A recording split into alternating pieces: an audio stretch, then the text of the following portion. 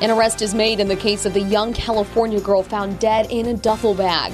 New information revealed about the case of an adult body found burned behind this Bakersfield home. And scrutiny surrounds the cause of 2 recent Boeing aircraft crashes, with some countries grounding the planes. This is 17 News at noon.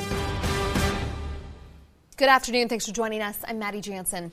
A break in the case of a little girl found in a duffel bag on a Southern California hiking trail. A convicted child abuser is now facing murder charges. Emil Hunt is accused of killing 9-year-old Trinity Love Jones on March 1st. Her body was found in a duffel bag March 5th along an equestrian trail in Hacienda Heights. Hunt was convicted of child abuse in San Diego County in 2005, according to the Los Angeles County District Attorney's Office. No word on the connection between the two. Hunt did not enter a plea this morning during his arraignment in a courtroom in Pomona. A tow on a back porch sparks an investigation leading to a body buried in a Southwest Bakersfield backyard. That's just one of several new details coming to light in the case of Joseph Lara. You may remember the 21-year-old's body was found burned and buried behind this home on Hathaway Avenue in January. The coroner said last month that Lara died of a drug overdose. 3 people are facing several felony charges for their alleged involvement in his death. According to new court documents, the man who lived at the Hathaway home let his dog out into the backyard on January 23rd, and then the dog dug up a human toe. The man left and called police. Investigators later responded and said they found Lara's foot sticking out of a small hole in the backyard. 3 people are charged in connection to his death: David Williams, Dennis Marroquin, and Kaylee Morrison. They're accused of burning and burying Laura's body to hide evidence of his overdose. Each defendant has pleaded not guilty. Williams, an alleged drug dealer, is also charged with involuntary manslaughter for giving Lara the drugs. Investigators say Laura's life might have been saved if someone had called 911. Making news around the nation this afternoon, the world is anxiously awaiting the first readout from the black boxes on that Ethiopian Airlines plane that crashed on Sunday. It's the second deadly crash in 5 months involving the Boeing 737 MAX 8. Some airlines and countries have grounded the aircraft, including the announcement today from the United Kingdom. But carriers in the United States say they believe the 737 MAX is safe to fly. NBC's Tom Costello reports. Boeing is on notice. The FAA says it expects to order mandatory design changes to the 737 MAX 8 by the end of April. The critical question, is there any connection between the MAX 8 crash in Ethiopia and the Lion Air MAX 8 crash in Indonesia last October? In a letter to Boeing employees, the CEO writes, "We are confident in the safety of the 737 MAX and in the work of the men and women who design and build it." But a former NTSB chairman says the worldwide fleet should be grounded, including those flown in the U.S. Boeing Aircraft ought to voluntarily itself ground these aircraft. The FAA says its investigators are at the crash scene with the NTSB, and if we identify an issue that affects safety, the FAA will take immediate and appropriate action. Meanwhile, one of the world's biggest flight attendants unions wants concrete action to keep the traveling public safe. We're calling for transparency here so that crews and the traveling public can have full confidence in flying on these planes. The pressure is on investigators to find out why 2 brand new planes suddenly fell out of the sky. Boeing is making the point they were already working on this mandatory order, a fix that the FAA plans to mandate by the end of April. Boeing says it's a software patch and an upgrade they've been working on with the FAA. Meanwhile, the world is waiting for the black box data from that Ethiopian crash. Tom Costello, NBC News, Washington.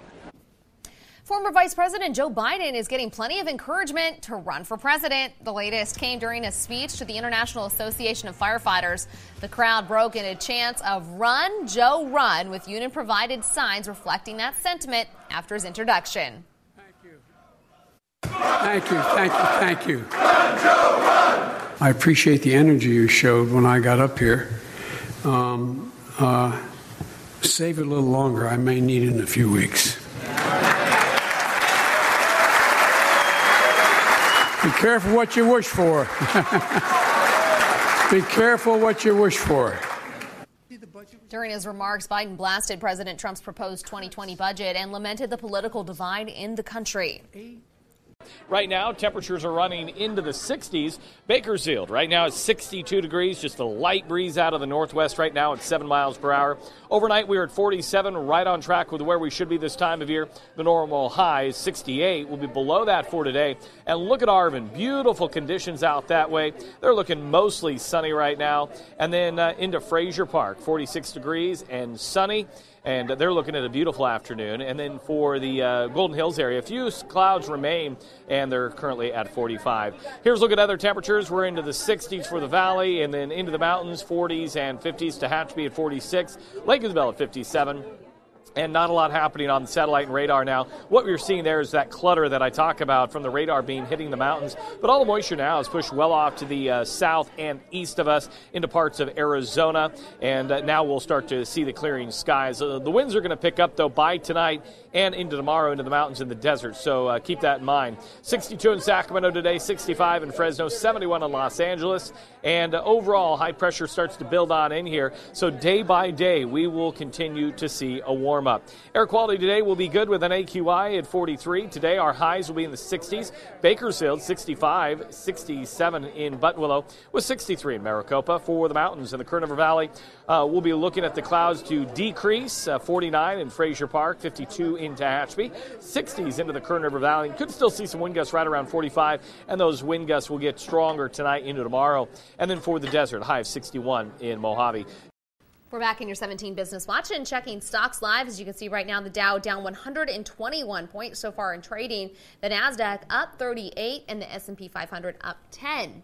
Meantime, checking oil prices, they are up today. West Texas Intermediate selling for $56.93 a barrel at last check, and Midway Sunset started the day at $63.54 a barrel.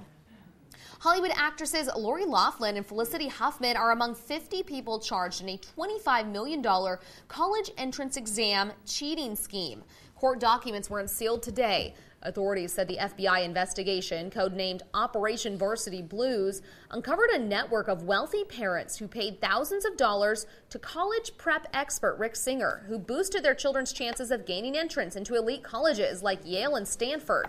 Prosecutors say Singer was selling two types of fraud: helping students cheat on the SAT or ACTs, and using his connections with Division I coaches to get these parents' students into schools with fake athletic credentials. These parents are a catalog of wealth and privilege.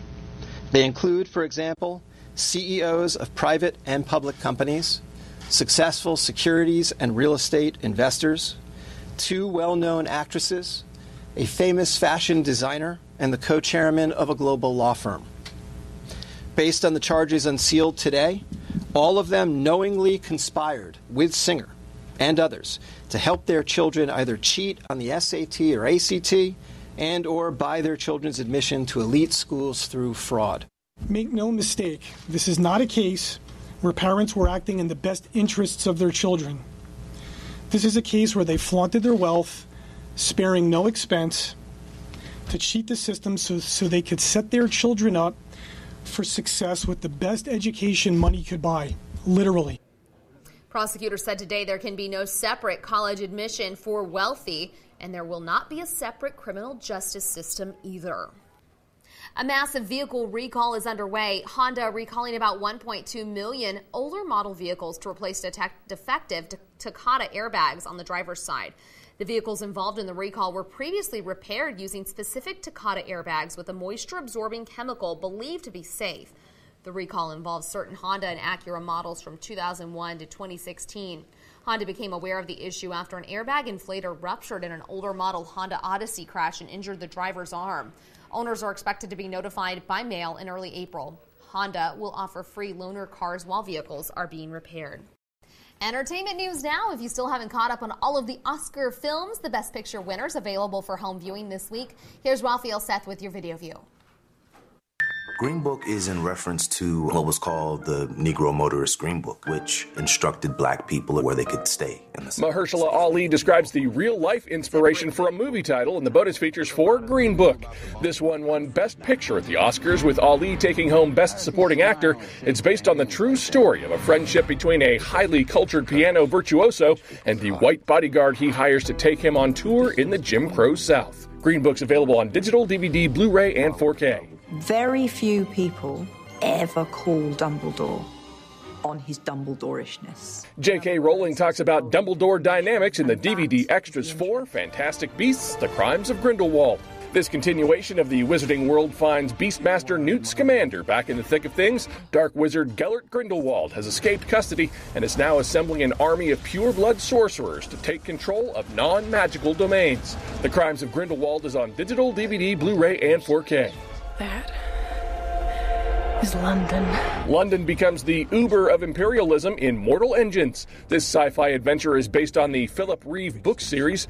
After war destroys all of civilization, cities are rebuilt on wheels, but the English capital goes full Mad Max on the rest of the world, swallowing lesser municipalities until a group of young heroes seeks to steer the killer town off its fury road. Mortal Engines is out on digital, DVD, Blu-ray, and 4K. That's the video view. Raphael Seth, NBC News. After 4 weeks of classes, students at the Regional Occupation Center today celebrated the benefits of organ donation and the public service announcements they produced to make sure we've all got the dot. Well, what goes through my head watching these projects is that these students are really paying attention. They're learning, and they have delivered a message that is so important, and they hit it right on. 17's Alex Fisher on hand today to judge the best PSAs. The best one went to Check Yes, with each student receiving a $500 scholarship. The idea behind the Got the Dot leadership program is that these students will tell others about the benefits of organ donation. In essence, creating a red dot donor domino effect. The program sponsored by JJ's Legacy. That's all for us here on 17 News at noon. We'll see you back tonight at 5.